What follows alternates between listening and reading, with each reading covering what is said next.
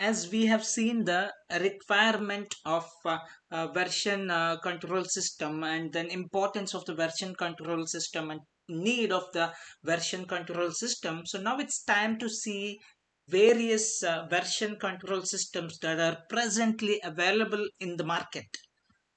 So but before that, what is the goal of VCS? That's the main important aspect.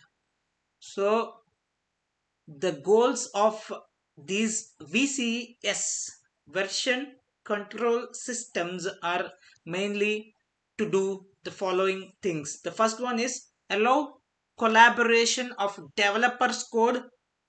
So basically when 3 or 4, maybe 10 people are working on the same project, then they have to collaborate. They have to maintain a central repository, or it could be there should be a repository where all these people can push the code, can place the code, and then can get the code, or else it's very difficult to collaborate with each other. So it's a point of collaboration. This VCS is a point of collaboration.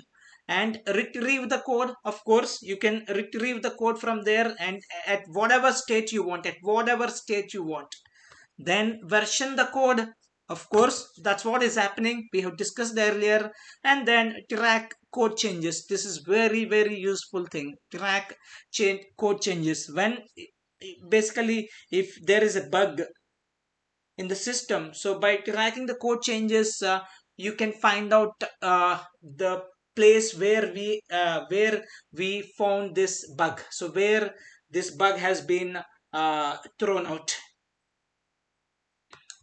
So now systems for version control can be briefly described as tools to keep track of changes in files. So it thereby becomes easier both to find old versions of files and to be multiple people working on the same collection of files at the same time.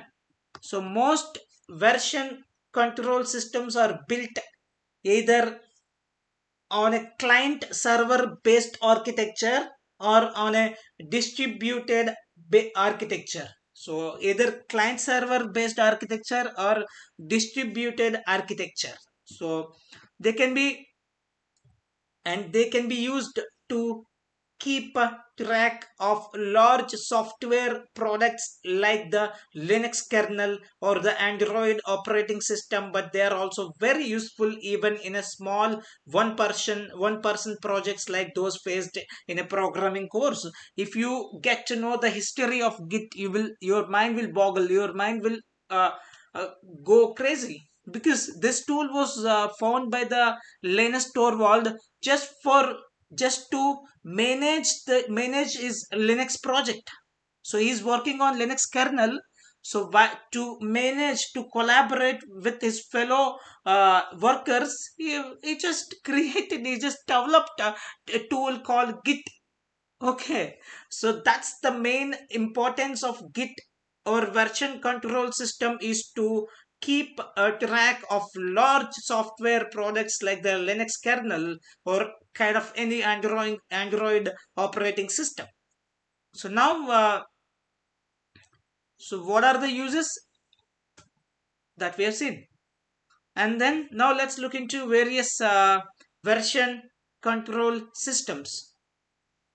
So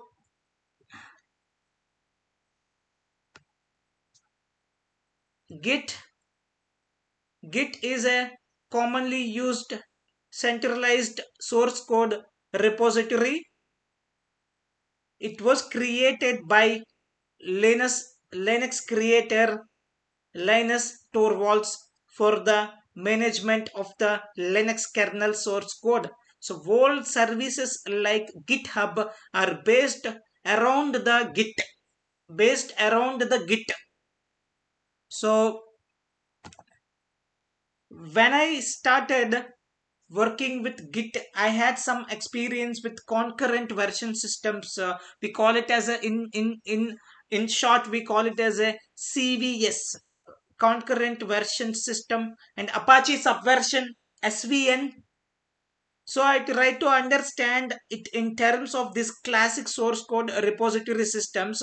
So that way of thinking only got me a limited understanding of Git's capabilities.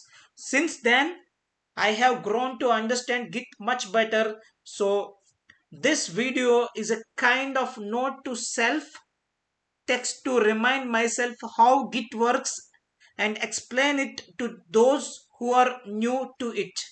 I assume you know your way around other more classical source code repositories like CVS or SVN.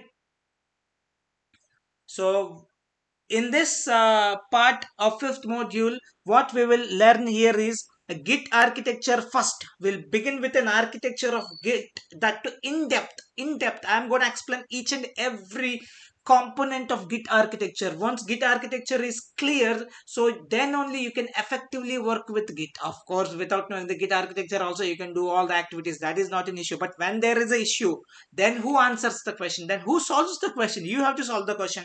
You have to solve the challenge, to solve the problem, you should know the Git architecture properly. That is the reason first I will take you through the Git architecture in depth, then we will move on to the activities on GitHub.